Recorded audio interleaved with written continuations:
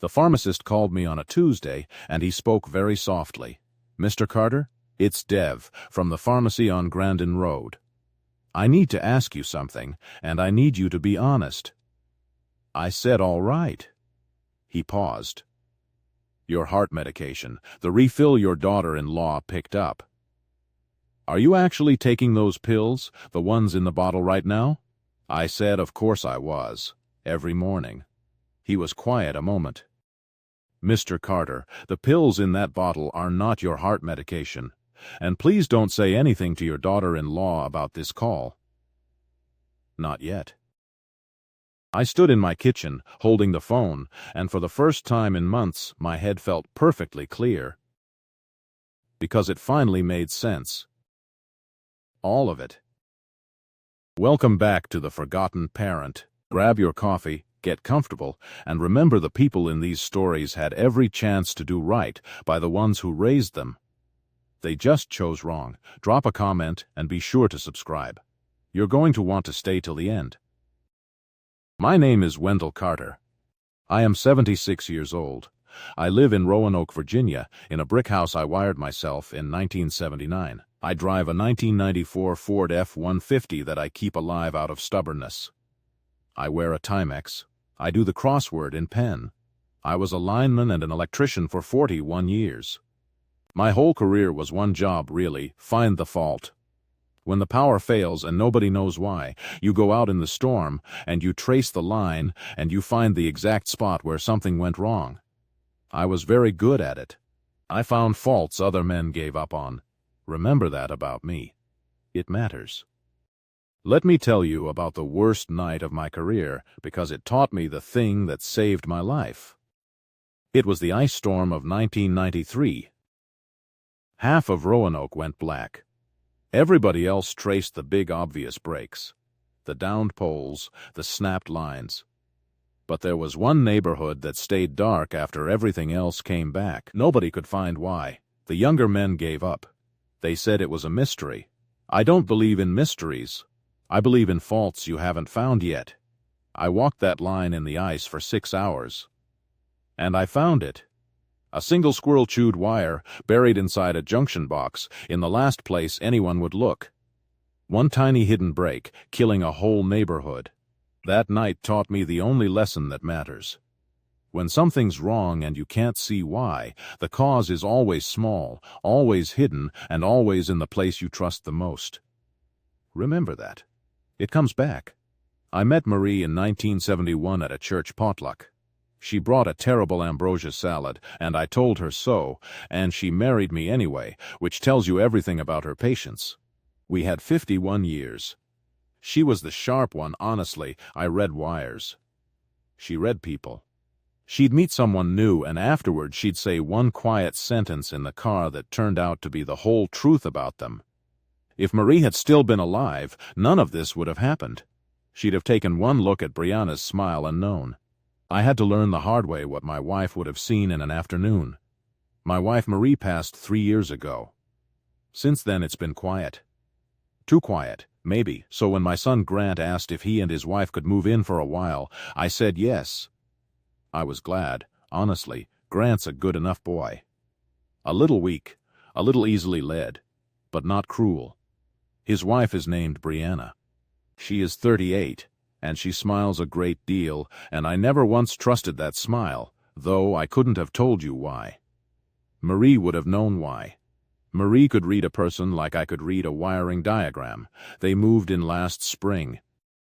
And that summer, something started happening to me. Something frightening. It started small. I'd forget where I put my keys. Everybody does that, but then it got worse.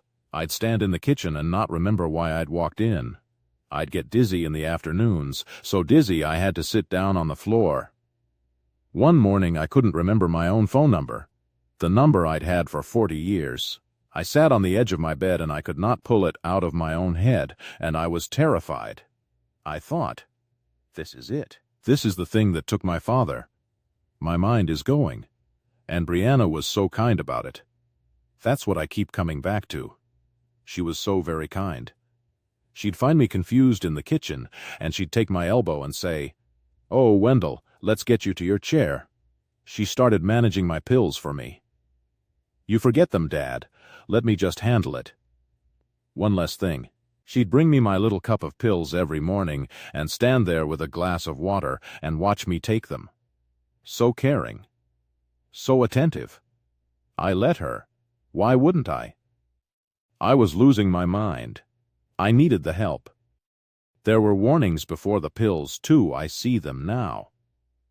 Within a month of moving in, Brianna had tidied the house. Marie's china went to a consignment shop. Marie's sewing table, gone. She said it was to reduce clutter. For my safety, so I wouldn't trip. Little by little, my wife disappeared from my own home.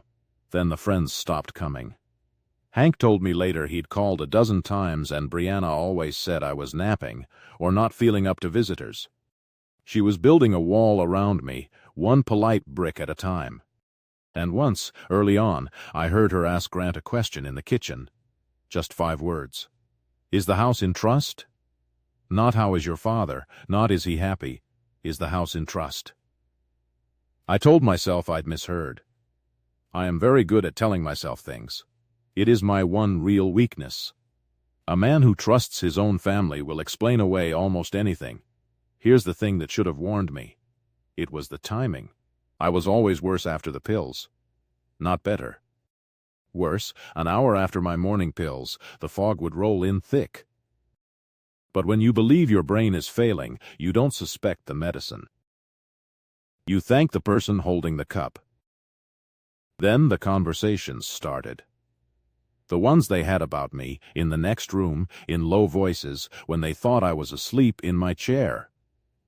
I wasn't always asleep. A lineman learns to stay still and listen. I heard Brianna on the phone with someone. "He's really declining. It's so sad. We're looking into guardianship so we can manage things properly. The house, his accounts. Someone has to. In his state. His state." I heard my son agree with her. My own boy in the next room agreeing that his father had lost his mind. Nobody asked me. They just decided, in low voices, that Wendell was gone. That is a particular kind of loneliness. To be discussed like an empty house they're deciding what to do with. To be in the room and not in the room at the same time. Some of you know exactly what I mean. You've heard your own family talk about you in the third person while you sat right there. He can't manage anymore. It is the loneliest sentence in the English language. And I believed it about myself. That's the part that still makes me angry. They almost had me believing I deserved to disappear. I almost gave up. I have to tell you that part. It would be dishonest not to. About a week before the pharmacist called, Brianna put papers in front of me. Guardianship papers. She had a pen ready. She said it was just a formality. She said it would make everything easier. She said I could stop worrying about the bills, the house, all of it. And I want you to know something. I picked up the pen. My hand was shaking. My head was full of fog. And a part of me, a tired part, thought maybe she was right. Maybe I was gone. Maybe I should just sign it and let go. That is what the drug was for. Not just to confuse me, to wear me down, to make me hand it over myself. I got that close. The pen was on the paper. And then the phone rang for dinner and the moment passed.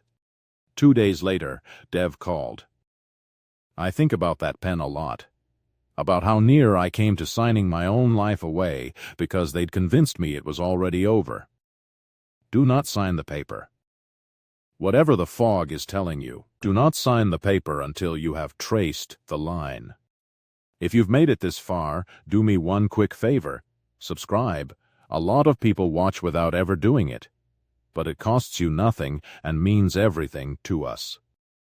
Thank you. Genuinely. Now let me tell you what the pharmacist found. Dev, the pharmacist, had noticed something. My heart medication is a specific little white pill. He'd filled it for me for years. But when Brianna came in to refill it early one week, he happened to glance at the bottle she'd brought to match, and the pills inside were wrong. same size, same color, but the imprint code was different. He knew that code. It was a strong sedative, a sleeping medication. The kind that, taken every morning by a 76-year-old with a heart condition, would leave him dizzy, confused, and foggy, would leave him looking, to anyone watching, exactly like a man losing his mind. Someone had been emptying my heart pills out of the bottle and refilling it with sedatives. Every morning the woman with the kind smile handed me a cup and watched me swallow it and waited for the fog to roll in. And every afternoon, when I sat on the floor unable to remember my phone number, she took my elbow and told me it was such a shame how fast I was slipping. I want you to understand what happened inside me when Dev said those words on the phone.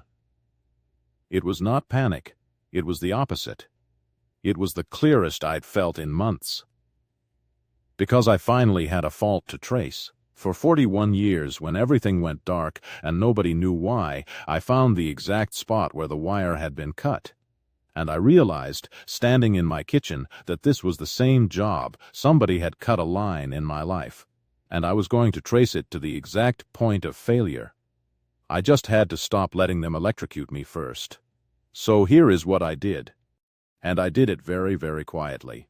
Because I have learned that the loudest thing a wronged man can do is go silent and start taking notes.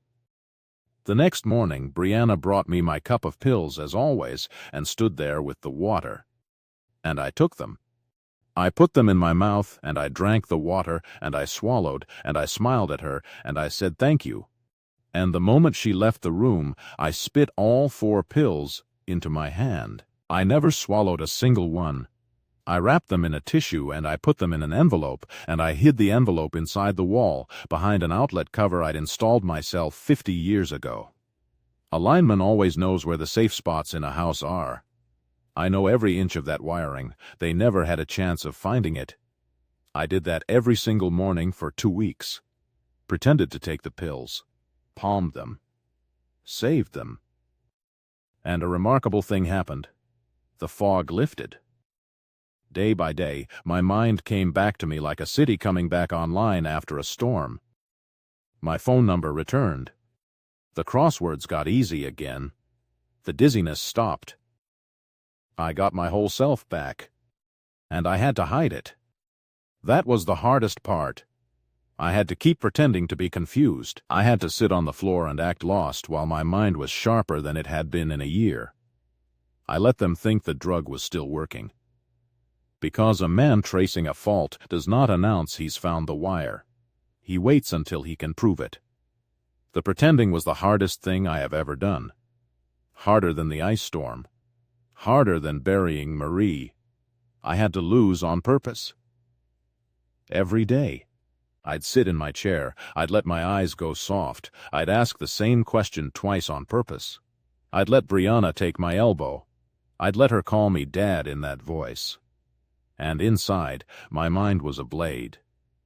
Inside, I was counting, watching, filing every detail. Do you know what it costs to let someone believe they're winning? To smile at the hand that's trying to end you? It aged me a year in 2 weeks, but I'd learned patience on 100 cold polls at midnight. You do not rush a trace. You do not tip your hand. You find the fault. You confirm the fault. And only then do you cut the power. I had spent my whole life learning exactly this skill. I just never dreamed I'd need it in my own living room, against my own family, for my own life. I called Dev back and I told him what I was doing. That good young man became my partner in it. He gave me a written statement about the mismatched pills.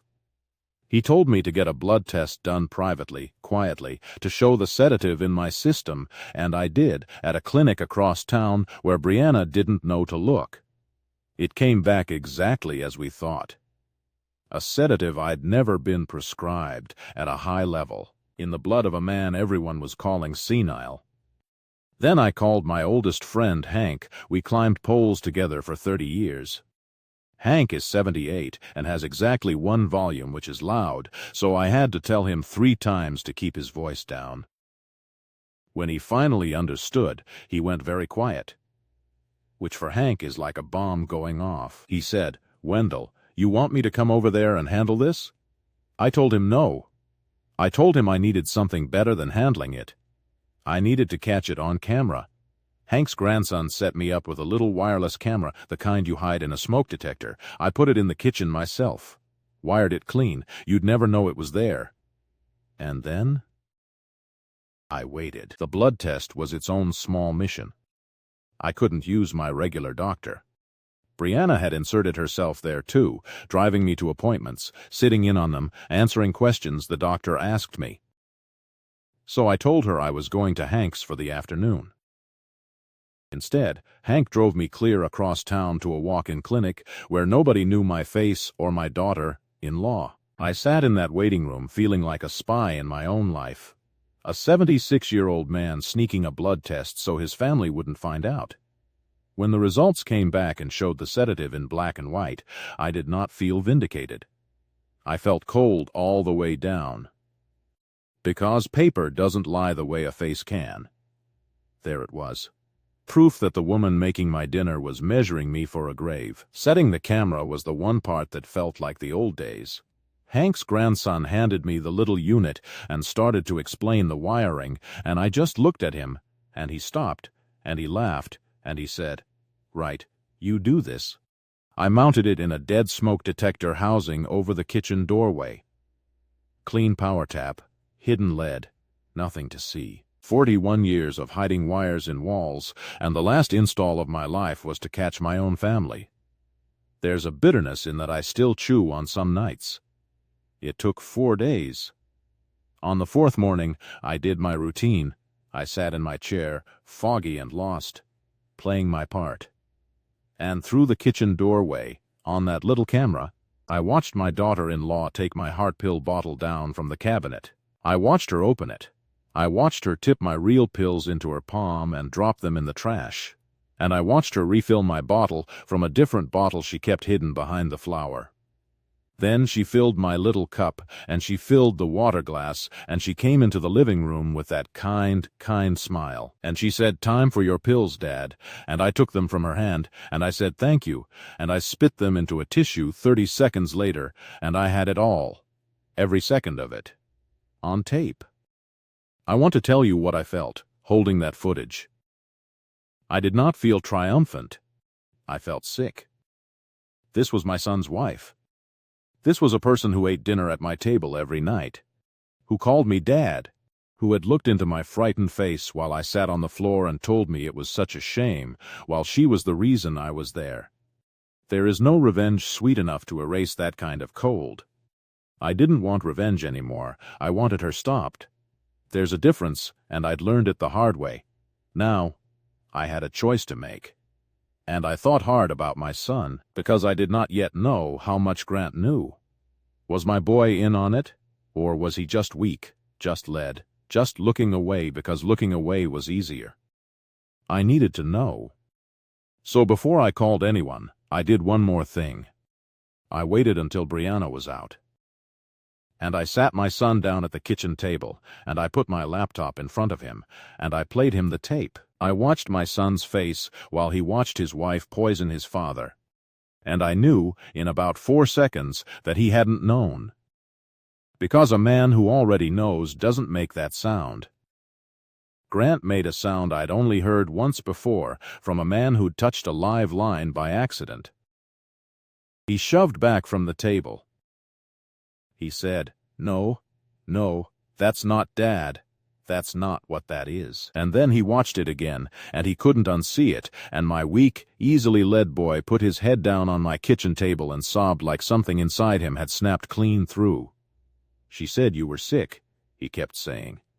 "She showed me the pill organizer. She said the doctor Dad." I believed her. I let her.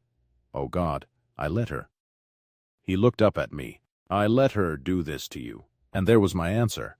He hadn't held the pills, but he'd handed her the room. He'd agreed I was gone. He'd let a stranger convince him his own father was disposable, because it was easier than paying attention. That's its own kind of failure. Not a crime, but not nothing. I put my hand on the back of his neck. the way I did when he was small. And I said, "Son, you're going to help me now, and then you and I are going to have a long road back. But right now, we make a phone call. We called the police. And this is where I want to be very clear about something, because it matters. What Brianna did was not a family squabble. It was not greed. She fed a sedative to a man with a heart condition every day for months to steal his life out from under him. That is not something you handle with a stern talking to. That is poison, and poison earns the full weight of the law. I would not have felt right about this story if it ended with her just walking away ashamed. Some acts have to cost what they cost. The evidence was overwhelming. The camera footage. The blood test.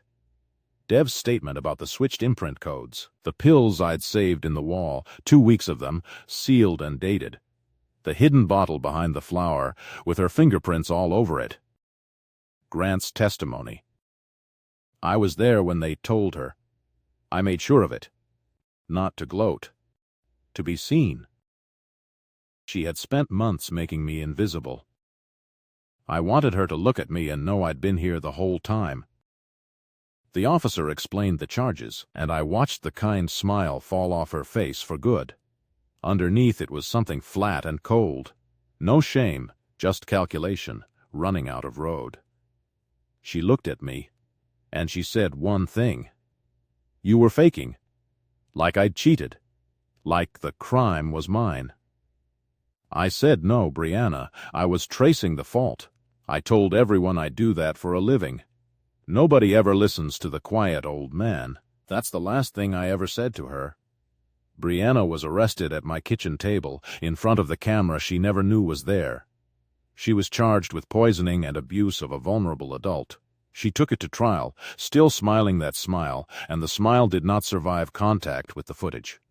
She is serving 6 years. When she gets out, there is a protective order that will keep her 1,000 feet from me for the rest of my life. I signed it in pen. The same pen I do the crosswords with. Grant did not go with her. He stayed. He testified against his own wife, and it cost him his marriage and most of who he thought he was. He lives in a small apartment now. He comes by every Sunday. We are rebuilding something, slowly, like restringing a line after a storm. It's not what it was. It may never be. But he shows up. He pays attention now. He watches my pills himself, from the pharmacy, in the original sealed bottle, and he checks the imprint code every single time. He learned that from a hard place.